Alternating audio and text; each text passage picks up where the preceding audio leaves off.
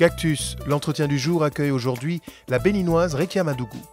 Experte en finances inclusives, ancien garde des Sceaux, ministre de la Justice, porte-parole du gouvernement, ministre de la microfinance, de l'emploi des jeunes et des femmes.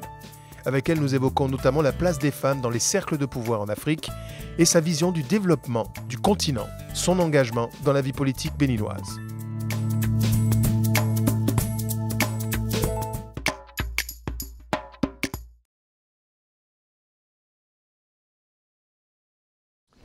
Rekia Madougou, bonjour. Bonjour, monsieur. Bienvenue sur YouBiz News. Vous côtoyez, tutoyez les puissants au cœur de l'Afrique. Est-ce que vous diriez, à l'instar de ce qui se passe en Europe, que les cercles de pouvoir sont à ce point misogynes? Très peu de femmes. Absolument, absolument, monsieur Mévégué. Je vous remercie de m'avoir invité sur votre plateau et je dois hélas confirmer que les cercles de pouvoir sont de plus en plus misogynes et que malheureusement les raisons qui tendent à le justifier ne sont pas des raisons valables, parce que souvent on explique que les femmes dans les cercles de prise de décision ne sont pas suffisamment visibles, ce qui est absolument faux, même si par ailleurs la question de l'éducation des jeunes filles se pose d'acuité sur le continent. Mais il est important de préciser qu'on a besoin de créer une forme de réseautage très très puissante qui puisse définitivement inciser le mal, d'une part à la racine avec l'instruction des jeunes filles, mais d'autre part aussi en termes de loi et surtout de capacitation, parce qu'une chose est d'avoir des femmes. Vous parlez de loi, vous pensez à des quotas? Alors moi je ne suis pas totalement favorable aux quotas, bien qu'il faille effectivement peut-être passer à des étapes graduelles, à une sorte de gradation positive. Je pense qu'il nous faut imposer notre droit. Et imposer notre droit revient à revendiquer l'égalité qui est prônée dans toutes les constitutions modernes. Dans les lois fondamentales, l'égalité est un acquis. Et donc pourquoi aujourd'hui on parlerait de quotas qui reste une étape intermédiaire avant d'arriver à une parité qui est due par les droits de l'homme, tout simplement, homme grand H. À moins de 40 ans, vous avez cumulé plusieurs mandats ministériels, garde des Sceaux, ministre de la Justice, porte-parole du gouvernement, ministre de la microfinance, de l'emploi des jeunes et des femmes. Quel est votre marabout? Mon marabout, c'est mon travail, c'est la témérité, c'est la foi en moi, mais c'est la foi également en un être tout-puissant qui est au-delà de ma propre volonté. Vous êtes une exception qui confirme cette règle. On voit que quelques femmes accèdent aux plus hauts échelons des États. Elles sont encore très peu nombreuses. L'Afrique n'a pas l'apanage de la phallocratie. C'est important de le signaler parce qu'il y a toujours une forme de stigmatisation de notre continent. La solution pour vous passe par quoi? Par l'éducation? Absolument. Pour moi, la solution qui est fondamentale passe par l'éducation, parce que figurez-vous, sur le continent aujourd'hui, 52% des femmes qui ont plus de 15 ans ne sont pas instruites. Et donc forcément, lorsque le fossé se creuse déjà à la base, lorsqu'on arrive au niveau justement de la représentativité des femmes, au niveau des instances de prise de décision, il est normal qu'on constate justement cet écart. Et donc pour moi, le plus important, c'est de commencer d'abord par l'instruction, l'éducation, mais ensuite, il y a aussi la question du militantisme, parce qu'une chose est d'être bien formé, d'avoir une tête bien pleine et bien faite, mais une autre est effectivement de s'illustrer dans du militantisme autour de causes valeureuses, de causes nobles, qui puissent fédérer un ensemble d'énergie et en même temps des causes qui puissent faire adhérer un certain nombre de personnes qui se reconnaissent en vous, qui voient qu'effectivement votre résistance, votre action les aide et les fait passer d'une étape A à une étape B, qui est une évolution de la société à laquelle vous appartenez. Et donc ce qui est important, c'est d'une part effectivement avoir une bonne formation, mais d'autre part également, c'est avoir du militantisme. Le militantisme, il n'est pas seulement politique, il peut être très associatif, il peut être également un militantisme économique, mais en tout cas sur des sujets qui puissent faire évoluer la communauté à laquelle on appartient. On va y revenir, parler économie, mais petit rappel, un homme sur deux à l'échelon de la planète est une femme, et l'Afrique tient le haut du pavé de la représentation parlementaire dans certains États, loin devant la France, c'est le cas notamment du Rwanda, de l'Afrique du Sud, et on peut citer aussi le Mozambique. Vous êtes considérée comme l'une des plus grandes spécialistes, une experte de la finance inclusive. Vous pouvez définir en quelques mots ce concept de finance inclusive? Alors, la finance inclusive, c'est tout simplement une réponse d'aplomb à l'exclusion financière. Et l'exclusion financière, c'est quoi? C'est la difficulté justement que les populations défavorisées ont à accéder à des ressources pour mener des activités génératrices de revenus, s'autonomiser et améliorer leur existence.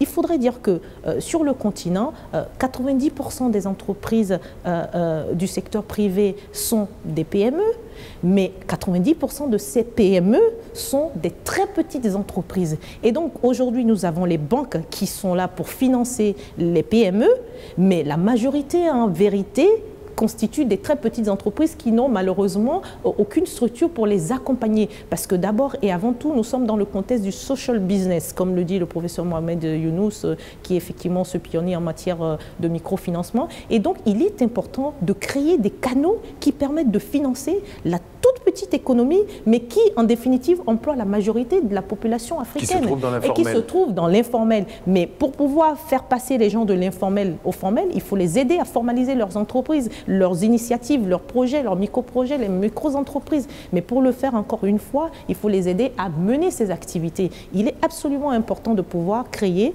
des instruments, faire de la promotion autour d'instruments inclusifs de croissance. Écoutez, on parle de taux de croissance de 3% en termes donc de perspective pour 2003 pour le monde, mais en même temps, on parle de taux de croissance pour l'Afrique en 2015 en termes de perspective qui tournera autour de 7%, ce qui est effectivement absolument louable comparé au taux de croissance de la vie du monde. Mais ce qui est important, c'est que pour que cette croissance-là soit véritablement profitable pour la majorité de la population africaine, encore faudrait-il que cette croissance soit inclusive, d'où le rôle effectivement et l'émulation que nous essayons de créer autour de la notion de l'économie inclusive, qui puisse effectivement associer, mettre en branle un certain nombre de populations. On ne peut plus vous arrêter, hein, c'est une experte, on vous avait prévenu. Oui, mais ça me passionne, ça me passionne. Vous êtes porté par la passion et la fougue. Absolument. Vous côtoyez des éminences, des dirigeants, les plus hautes institutions du continent.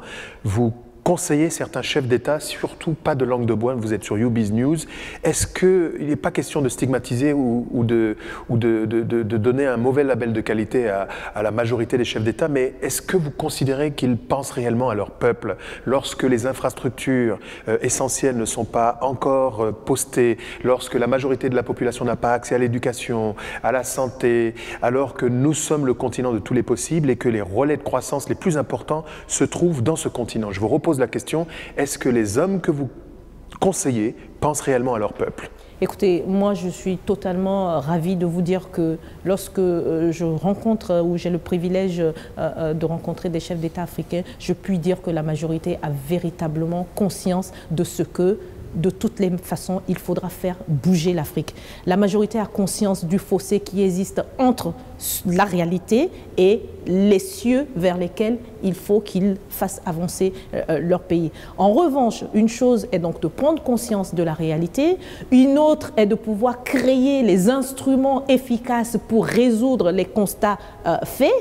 Et une autre également est d'en avoir les coups des franches. Et c'est là où la question se pose. Malheureusement, sur le continent, il y a des pays qui, ma foi, sur la base des accords internationaux qu'ils ont pu signer ça et là, se retrouvent limités et justement... Les accords de partenariat économique qui vont paupériser les populations africaines, est-ce que c'est normal? Absolument. C'est signé par les chefs d'État.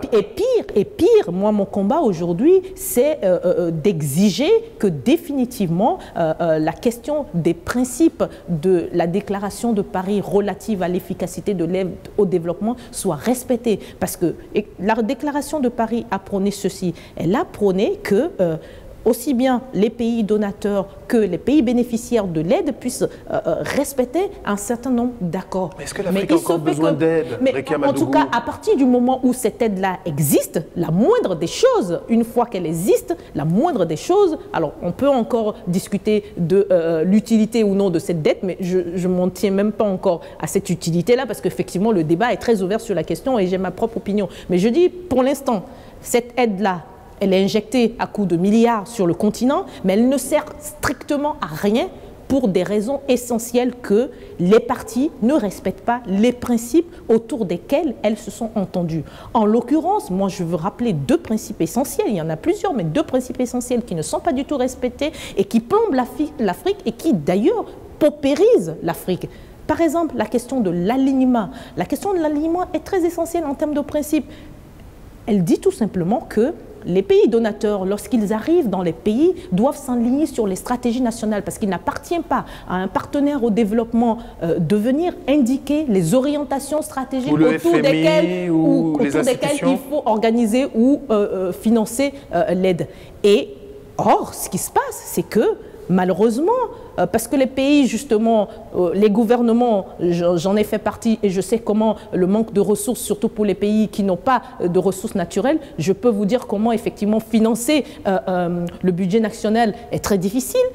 Et donc ces pays, malheureusement, pensent qu'ils sont obligés, pour effectivement capter un peu de ressources et financer leur budget, sont obligés de signer tout et n'importe quoi. Je dis non. En tout cas, personnellement, j'en ai fait l'expérience pendant que j'étais au gouvernement. J'ai eu à refuser certaines aides, malgré qu'on a essayé de me faire passer pour quelqu'un qui ne veut pas qu'on éjecte des ressources. Je dis toutes les ressources ne sont pas bonnes pour le développement d'une nation, bien au contraire. Un deuxième principe qui est très important, sur lequel je voudrais quand même m'appesantir un petit peu, c'est le principe de la préférence nationale. Parce que, qu'est-ce qu'on remarque? On remarque que vous avez des partenaires au développement qui viennent, qui disent qu'ils veulent vous prêter de l'argent ou qu'ils veulent vous mettre des ressources à disposition, à supposer même que ce soit gratuit. Je prends même ce cas-là, il n'est pas normal.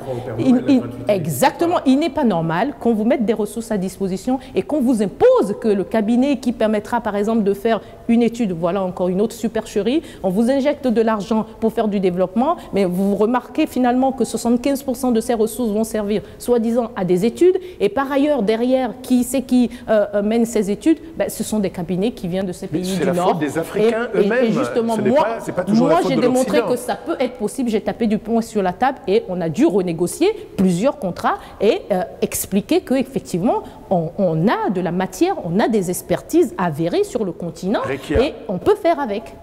L'essentiel des ressources minérales, minières de la planète sont sous le sol africain. Comment expliquer que la majorité de la population n'a pas accès aux bénéfices des recettes qui procèdent de la vente ou de l'extraction de ces ressources? Parce que justement, nous avons tout fait pour ne pas nous occuper d'une bonne partie de la chaîne de valeur de la transformation. Tant que l'Afrique ne s'engagera pas sur le chemin de la transformation qui crée la valeur ajoutée, parce que c'est en créant de la valeur ajoutée justement qu'on crée des emplois, qu'on fait de la richesse, eh bien on sera toujours des sous-hommes dans la mentalité universelle. Ceci ressemble très fort à une déclaration présidentielle. Est-ce que vous êtes candidate à la présidentielle du Bénin, Rekia Madougou? Oh là là, cette question elle revient très souvent et vraiment vous m'envoyez totalement désolé.